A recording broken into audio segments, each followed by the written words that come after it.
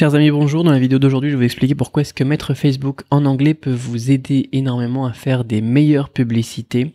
On a deux choses très utiles. On a la première chose, c'est l'Open Graph. Je vais vous montrer tout de suite. Je suis pas encore sur Facebook d'ailleurs.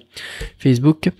L'Open Graph qui est génial. Par exemple, vous visez, je sais pas moi, les personnes qui sont des garçons à Paris intéressés par telle chose.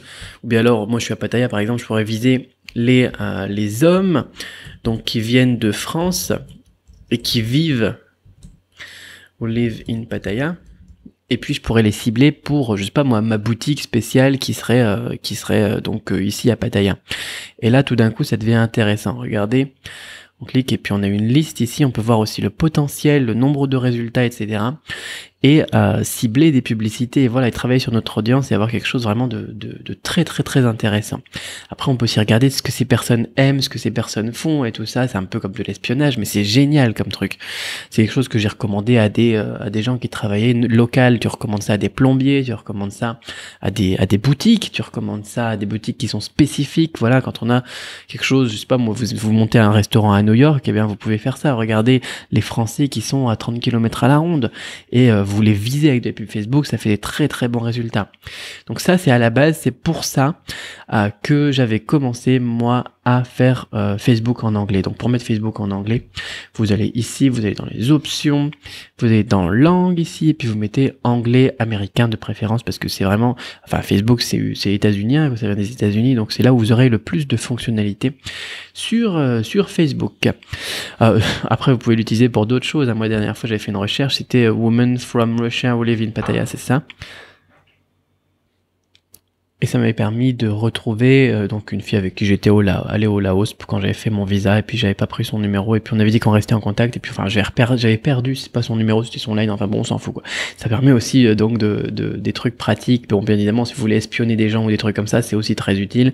C'est pas ce que je vous recommande comme utilisation. Nous on va rester sur le marketing.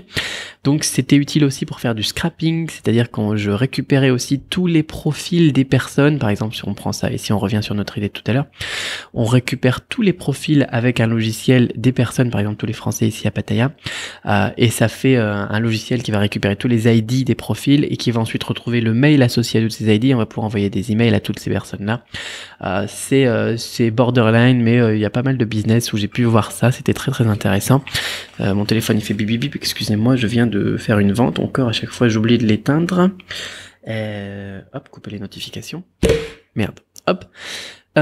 Autre chose, donc ça c'est quelque chose que j'avais utilisé beaucoup, il fut un temps, il y a un an à peu près, un an et des brouettes, je sais plus. Très très intéressant. Donc utiliser Facebook en anglais, ça nous permet d'avoir des fonctionnalités qu'on n'a pas donc sur Facebook France. Bon bien évidemment après il faut connaître les stratégies et les méthodes pour utiliser tout ça. Pour ça j'ai fait des formations. Vous avez le lien de la formation Shopify notamment dans la description, sur laquelle je définis la pub Facebook. Et donc notamment pour la formation Shopify, je l'utilise autrement là. En fait ce que j'ai fait, c'est que j'ai vérifié moi dans mon profil les choses que j'aime et que j'aime pas pour l'adapter à ma cible, à la cible que je vise moi dans mes boutiques Shopify. Ce qui fait que je reçois moi dans mon Facebook des publicités, d'accord?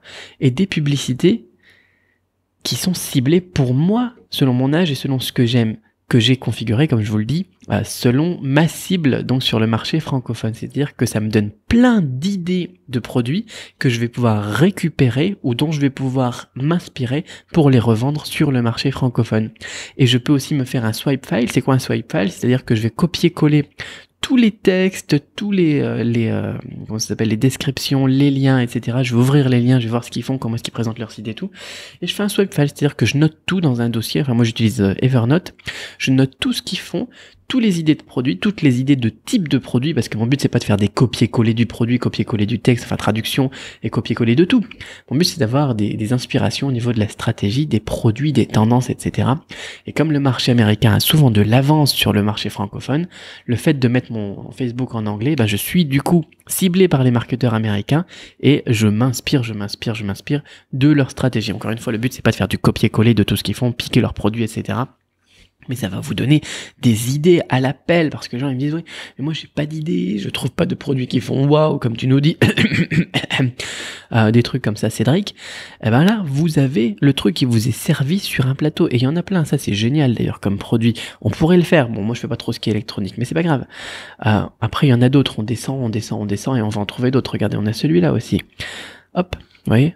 Donc c'est visé pour moi parce que moi j'ai mis j'ai la trentaine et moi ma cible dans le marché francophone c'est les plus de 20 ans, soit c'est plus de 20 ans en général, soit c'est les 20-45, soit c'est les 20-35, dans tous les cas je suis dans la cible et les produits qui sont ici eh bien sont adaptés à ma cible et du coup c'est génial pour s'inspirer. Et si vous mettez pas votre Facebook en anglais, ben vous serez visé par des marketeurs français, c'est-à-dire que vous n'aurez pas beaucoup d'inspiration parce que le marché francophone n'est pas très développé. C'est à vous de le développer avec moi dans vos boutiques Shopify. Alors vous allez me dire ouais mais Cédric, je parle pas anglais, moi qu'est-ce que je fais de ça? Eh bien vous en faites des copier-coller quand même dans votre truc Evernote et vous embauchez un assistant, vous le payez, je sais pas moi, à 5 euros, 10 euros de l'heure pour vous faire quelques traductions, ça va pas vous coûter cher, à chaque fois c'est 3 lignes à traduire et vous allez pouvoir eh bien vous inspirer tout simplement de ce qu'ils font quoi. Ou au pire Google Translate, mais au moins vous avez des idées qui vous passent sous les yeux tous les jours. Et alors vous allez me dire oui mais Cédric, ça va me poser problème aussi pour utiliser Facebook.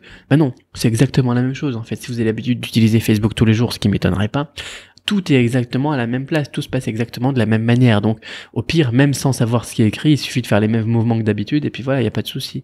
Et si, quand bien même, eh bien, vous trouveriez que vous en auriez besoin, Facebook, après, c'est toujours les mêmes choses. Voilà, notifications, messages, friend requests.